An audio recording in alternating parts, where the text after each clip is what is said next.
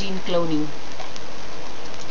Gene cloning is a process in which we insert a section of DNA into a cell and then let the cell undergo mitosis, creating copies of the genetic information.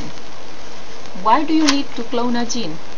The gene may be selected because it appears to influence the organism in a striking manner or to determine the role of the gene in the organism. The illustration given below shows a somatic cell with the desired gene. The nucleus is fused with the denucleated egg cell and allowed to undergo mitosis, which produces a clone. In reproductive cloning, the clone cells are placed into surrogate mother. In therapeutic cloning, the clone cells are used in tissue culture. In medicine, at the simplest level, molecular biologists routinely makes clones of DNA, the molecular basis of genes.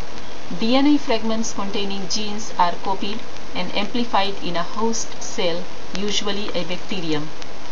This process has led to the production of important medicines such as insulin to treat diabetes, tissue plasminogen activator to dissolve clots after a heart attack. In forensics, if a crime has been committed and a small amount of DNA has been found on the scene, scientists in the forensics department need to study it. These tiny amounts cannot be used directly by the scientists, so they need to make more copies of DNA so they have enough to work with. This is called gene amplification. In cloning, in agriculture, cloning could result in mass production of genetically modified cattle that secrete valuable drug into their milk.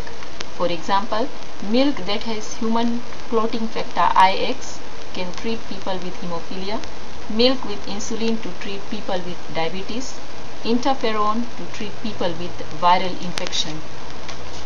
In horticulture, horticulturalists use cloning to grow plants with specific qualities like height, flower, color, and quality. They use the method of tissue culture. Tissue culture is also used to produce fruits such as bananas that are free from diseases.